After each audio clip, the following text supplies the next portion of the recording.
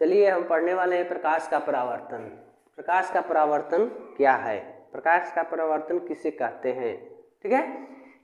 एक घटना कैसे घटित होती है इसको हम इसके बारे में समझेंगे इसमें, ठीक है। तो यहाँ पर दिया है आपका प्रकाश का परावर्तन।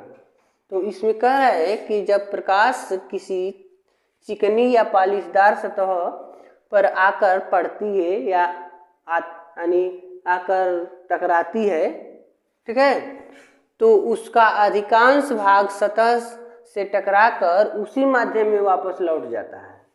मतलब टार्च बार रहे हैं तो इस दीवार से टकराए तो कुछ क्या होता है, अगर तुम सीधा प्रकाश डालोगे तो वह सीधा वापस लौट जाएगी अपने ही माध्यम में। अगर तिरछा ऐसे प्रकाश डालोगे तिरछी दिशा में तो टकराने के बाद ऐसे लौट जाएगा। जैसे कि आप गेंद खेलते हैं तो गेंद दीवार से अगर फेंकते हैं, दीवार पर टकराता है, दीवार पर अगर ऐसे फेंका जाता है तो जैसे दीवार से गेंद आप सीधा फेंक रहे हैं तो टकराने के बाद सीधा वो वापस आपके हाथों में आ जाता है। लेकिन दीवार से आप तिरछा फेंक देंगे, मान लो ये दीवार दिख रही है और इधर से हम गेंद यहाँ पर ऐसे फेंके, यहाँ पर आकर गेंद ऐसे आकर पड़ रहा है, ऐसे पड़ रहा है, ऐसे नहीं पड़ रहा है। ऐसे अगर गेंद पड़ रहा होता तो सीधे आपके हाथों में चला जाएगा। लेकिन इस साइड खड़े हो जाइए और यहाँ से ऐसे गेंद फेंकिए इस पर, तो यहाँ पर देखो इधर जैसे ही पड़ा तो यहाँ से ऐसे वापस नहीं आएगा, इससे टकराने के बाद ऐसे हो जाएगा, क्योंकि इस साइड उसके पास ज़्यादा जगह है तो फिसलन हो जाती है। यहाँ से आकर ऐसे गेंद पड़ता है और इधर चला जाता है। उसी प्रकार जब प्रकाश की किरणें किसी चमकीले सतह पर आकर टकराती है तो अगर ऐसे सीधा पड़ता तो सीधा वापस चल जाता, लेकिन तिरछा पड़ता है ऐसे तो ऐसे वापस चला जाता है। जैसे कि मान लो धूप बहुत तेजी से हो, बहुत ज़्यादा धूप हुआ हो, तो अभी 9 या 10 बजे करीब में देखा जाए तो परछाई, आपके शरीर का परछाई दिखाई देता है, प्रतिबिंब बनता है। या कोई पेड़ पौधा हो, कोई भी वस्तु हो तो उसका प्रतिबिंब, मान लो सूर्य इधर से प्रकाश डाल रहा है और आप ऐसे खड़े हैं, ठीक है, तो आपका प्रतिबिंब इधर बनेगा, क्योंकि सूर्य का प्रकाश ऐसे पड़ रहा है तो आपका प्रतिबिंब इधर बनेगा। अगर सूर्य का प्रकाश सीधा दोपहर के टाइम में देखा जाता है, अगर सूर्य सीधे परपेंडिकुलर सर के ऊपर खड़ा हो तो हमारा प्रतिबिंब, हमारे शरीर का प्रतिबिंब न इधर बनता है न इधर बनता है। क्यों? क्योंकि जब सूरज सीधे परपेंडिकुलर हमारे सर के ऊपर खड़ा है तो उसका प्रकाश हमारे शरीर पर पड़ता है और जो टकराने के बाद पुनः वो वापस उसी माध्यम में लौट जाता है जहाँ से प्रकाश आया होता है। लेकिन अगर इधर से प्रकाश हमारे शरीर पर पड़ता है तो उसका प्रतिबिंब इस साइड में दिखाने लगता है, टकराने के बाद प्रकाश ऐसे निकल जाता है। या इधर से सूर्य की किरणें हमारे शरीर पर पड़े तो टकराने के बाद प्रकाश ऐसे निकलेगा, इसलिए प्रतिबिंब इधर बना देता है। तो सेम वही काम हमको करना है। यह कह रहा कि अगर कोई चमकीला सतह हो, मान लो हमने एक मिरर लिया, शीशा लिए, M1 M2 इसके सिराओं का नाम है मान लो, तो इसको पेंट कर देते हैं, नीचे से हम पॉलिश कर देते हैं इस शीशे को, ठीक है, ऐसे कलई कर दिया गया, मतलब कालिख पोत दिए। और देखो नीचे पेंट कर दिया गया और ऊपर का भाग चमक रहा है। ये जो शीशा है आपका नीचे पेंट हो गई और ऊपर चमकना शुरू कर दिया। तो अभी देखो जैसे शीशा में हम चेहरा देखने का कार्य करते हैं, उस शीशे को ले लो और धूप में ले जाओ तो ऐसे ऐसे करो, चमकना शुरू करता है, वो चमकने लगता है। उसकी किरण अगर आंखों पर जाती है तो हमारे आंखों में चकचोनी जैसा लगने लगता है। तो यह केस इस मिरर के साथ हो रहा है। तो अगर कोई प्रकाश किरण, यहाँ पर कहा है कि जब कोई प्रकाश की किसी चिकनी या पॉलिशदार सतह पर आकर पड़ती है, तो मान लो यहाँ सूरज देव बने, ठीक है, और यहाँ से प्रकाश किरण ऐसे आकर यहाँ टकरा गई, ऐसे किरण आ रही है और यहाँ पर इस चमकीले सतह पर आकर पड़ जाती है। तो टकराने के बाद ही नहीं कि यहाँ से ऐसे जाएगी। अब बताओ क्यों ऐसे नहीं जाएगी? क्योंकि देखो आपको पहले से पता है कि एक क्षैतिज रेखा के एक साइड में कुल 180 अंश का कोण बनता है। तो जब यह किरण आकर इस सतह से टकरा रही है तो इस किरण और ये चमकीले सतह के बीच में देखो कोण जो बना है, यह कोण इस कोण से छोटा है ना, यानी यही कोण ज्यादा है ना। तो ये बताओ जौने और जगह रहेगा उधर ये ना भागेगा। तो एक जो प्रकाश किरण आकर यहीं पर पड़ गया तो ये टकराने के बाद कह रहा है टकरा यानी अधिकांश भाग सतह से टकरा कर उसी माध्यम में लौट जाता है। लौट जाने के मतलब इन आई जौने और सेल बने वो हमें चल जाए हैं, जौने और का आए हैं मतलब यहाँ टकराने के बाद ऐसे चला जाएगा, मतलब जैसे आया है वैसे इधर बढ़ जाएगा। ये घटना घटित होती है। इसका कहने का मतलब है जब यहाँ पर आकर टकराएगा तो पारदर्शी तो है नहीं। इसके पहले हम पारदर्शी पढ़े थे ना। पारदर्शी मतलब जोने में आर पार की वस्तु हमको दिखाई दे, इस साइड से देखें तो उस साइड दिखाई दे, तो उसे क्या कहते हैं? पारदर्शी कहते हैं। तो यहाँ पर ये जो मिरर लिया गया है, शीशा लिया गया है, ये पारदर्शी तो है नहीं। तो इस प्रकार इसमें जो यानी प्रकाश किरण आ रहा है टकराने के बाद इधर नहीं जा पा रहा है, निकल नहीं पा रहा है, ऐसे वापस चले गए। ठीक है। तो जौन किरण आ रही है आने का मतलब है इनका नाम हो जाइए। देखो ए बिंदु से आ रही है और किस बिंदु पर टकरा रही है? बी पर। तो आने वाली किरण का नाम होता है आपतित। आपतित किरण आने वाली किरण का नाम है, और टकरा कर जा रही है। आज जाने की घटना को क्या कह रहा है कि वापस लौटने की इस घटना को प्रकाश का परावर्तन कहते हैं। यानी आकर पड़ गई तब तो ठीक है, आ रही है तो आपतित किरण, आ जा रही है तो जाने की घटना को क्या कहल जाले बाबू? परावर्तन। तो एक नाम हो जाइए परावर्तित। परावर्तित किरण परावर्तन होने के बाद ना वो वापस जा रहा है, तो इसलिए इनको कहेंगे परावर्तित किरण। तो आपको इस बात को याद रखना है, बहुत कुछ नहीं। आने वाली किरण को क्या कहा जाले? आपतित किरण। अगर चली जा रही है तो परावर्तित किरण, आ रही है आपतित किरण, जा रही है तो परावर्तित किरण। ठीक है। अब देखो ये आ रही है और ये जा रही है, लेकिन यहाँ पर अगर इस मिरर पर कोई हम परपेंडिकुलर एक लाइन ले लेते हैं ऐसे, यहाँ पर ऐसे, तो इस लाइन का नाम होगा अभिलंब। अभिलंब। अभिलंब क्यों? क्योंकि यह रेखा जो है इस शीशे पर 90 अंश के कोण बना रहा है। अगर ये लाइन नहीं होता तो ये टोटल कितना अंश का कोण है? 90 का है। और इधर कितने अंश का कोण है? 90 का है। यानी ये परपेंडिकुलर है, तो इसको कहते हैं अभिलंब रेखा। क्या कहते हैं? अभिलंब रेखा। ठीक है।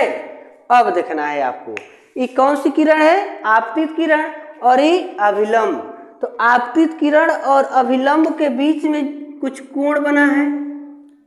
आपतित किरण और अभिलंब के बीच में जो कोण बनता है उसका नाम होता है, देखो इनके नंबर पर पड़ जाएगी, तो इनका नाम है आपतित किरण, तो इनका नाम हो जाएगा आपतन कोण। यानी अभिलंब और आपतित किरण के बीच बने कोण को क्या कहते हैं? आपतन कोण, जिसे आई से प्रदर्शित करते हैं। अभिलंब और आपतित किरण के बीच बने कोण का नाम है आपतन कोण, जिसे आई से प्रदर्शित कर रहे हैं। और परावर्तित किरण और अभिलंब के बीच जो कोण बनता है उसका नाम है परावर्तन कोण, और इसे हम आर से प्रदर्शित करते हैं। ठीक है। जबकि कहा जाता है कि आपतन कोण और परावर्तन कोण दोनों आपस में बराबर होता है, क्यों? क्योंकि जैसे ही आती है वैसे ही वापस चल जाने, ठीक है, जैसे आई वैसे गई। तो यहाँ जितने अंश का कोण होता है वह यहाँ भी उतना ही मापा जाता है। तो इसलिए जब अभिलंब रेखा की बात करें तो इनके बीच का कोण इनके बीच के कोण के आपस में बराबर हो जाते हैं, ठीक है। तो ये आपतन कोण जो होता है और परावर्तन कोण जो होता है दोनों कोण एक दूसरे के बराबर हो जाते हैं। तो इसके आधार पर प्रश्न पूछता है कि जो ये आकृति बनाई गई, जो फिगर ड्रा किया गया, तो इसमें देखो आपतित किरण, परावर्तित किरण और अभिलंब तीन लोग आ रहे हैं, तीन आ रहे हैं। तो तीनों किस बिंदु से रिलेटेड है? बिंदु बी से, ठीक है। और आपको एग्जाम में इसके बारे में पूछ सकता है, तो आप इन बिंदुओं को आप हेडिंग पॉइंट बनाकर आप नोट कर सकते हैं। जैसे कि तो देखिए हमने ये जो फिगर था उसको यहाँ पर हमने बना दिया है, ठीक है, और इसके बारे में हम लोग नोट करेंगे। तो ये जो था ये जो है परावर्तक पृष्ठ है, मतलब इसी पर आकर किरण टकराई हुई है। इस बिंदु को कहते हैं यानी परावर्तन बिंदु, परावर्तक बिंदु, ठीक है, वर्तक बिंदु। यानी सभी किरणें जो भी आने वाली किरण है आकर कहाँ पर मिल रही है? वहाँ पर मिल रही है। यहाँ से परावर्तन हुआ है इसका, या ये किरणें आ रही है, इसको हम कह सकते हैं आपतन बिंदु, आपतन बिंदु कह सकते हैं। यानी किरण आकर वही टकरा रही है और वही से परावर्तित हो रही है, ठीक है। तो फर्स्ट इन सबको आपको नोट करना होगा। तो अगर आप परिभाषा इसका देना चाहते हैं तो फर्स्ट कंडीशन में नोट करेंगे परावर्तक पृष्ठ। तो परावर्तक पृष्ठ किसे कहते हैं ये हमको लिखना है। तो परावर्तक पृष्ठ का मतलब है कि जब प्रकाश की किरणें जिस पृष्ठ से टकराकर प्रकाश की किरणें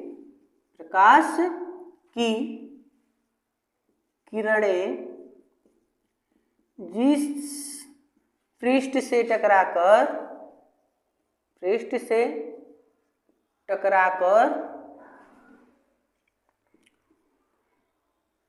परावर्तित होती है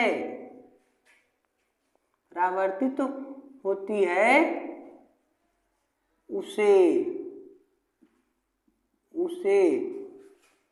परावर्तक पृष्ठ। अब देखो परावर्तक पृष्ठ इसका है M1 M2, जो शीशा है मिरर है M1 M2 उसी को कहते हैं परावर्तक पृष्ठ। तो लिख देंगे परावर्तक पृष्ठ कहते हैं। यानी प्रकाश की किरणें जिस पृष्ठ से टकराकर परावर्तित हो जाती है उस पृष्ठ को परावर्तक पृष्ठ कहते हैं। तो परावर्तक पृष्ठ आपको दिख रहा है वहाँ पर M1 M2 परावर्तक पृष्ठ है। इसके बाद आता है आपतित किरण। अब यहीं पर अब एक किरण जो है आकर पड़ रही है। तो दूसरा पॉइंट में नोट करेंगे आपतित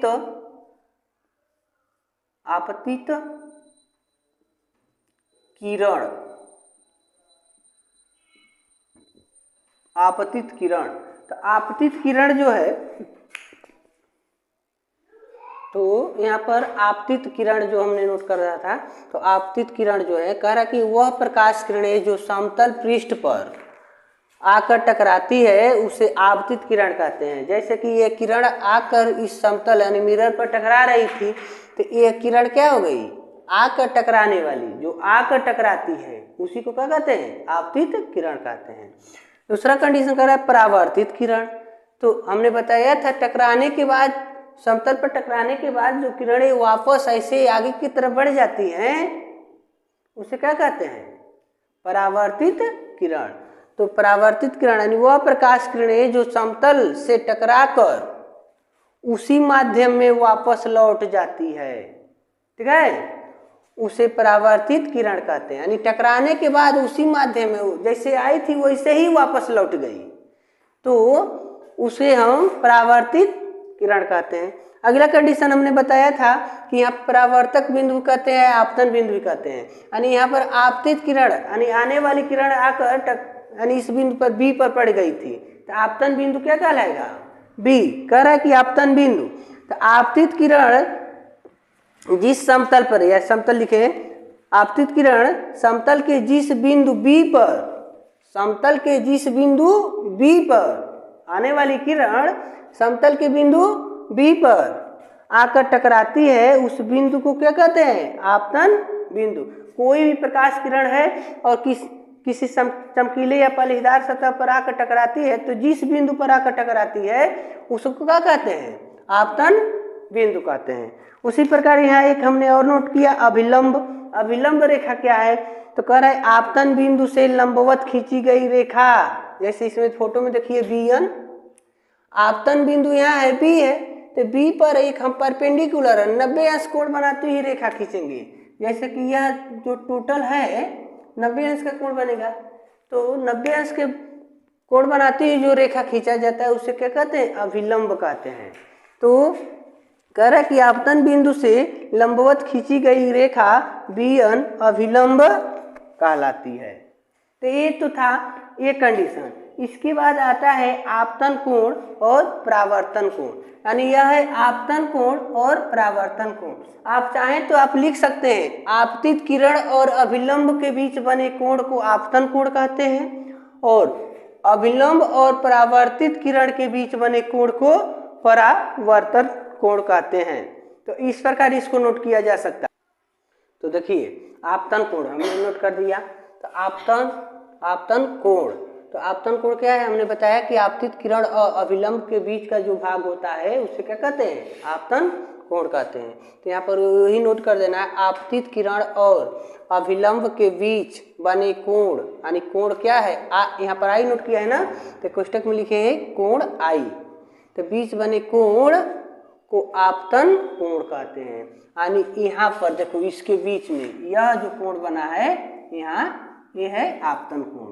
और परावर्तन कोण में कह रहा है कि अभिलंब और परावर्तित किरण, तो अभिलंब और परावर्तित किरण के बीच में इतना जो भाग है उसको क्या कहते हैं? परावर्तन कोण कहते हैं। तो कह रहा है अभिलंब और परावर्तित किरण के बीच बने कोण, यानी वहाँ नाम दिया गया आर, इसको आर से डिनोट करते हैं, प्रदर्शित करते हैं। तो कोण आर को परावर्तन कोण कहते हैं। तो इस प्रकार हमने जाना कि प्रकाश का परावर्तन क्या है, प्रकाश कैसे परावर्तित होता है। तो अब हम पढ़ेंगे प्रकाश के परावर्तन के नियम, कितने प्रकार से प्रकाश परावर्तित होता है, इसका क्या क्या रूल होते हैं। तो परावर्तन के जो प्रकार होता है उसको हम अगले स्टेप में पढ़ेंगे। इसमें इतना ही रहेगा।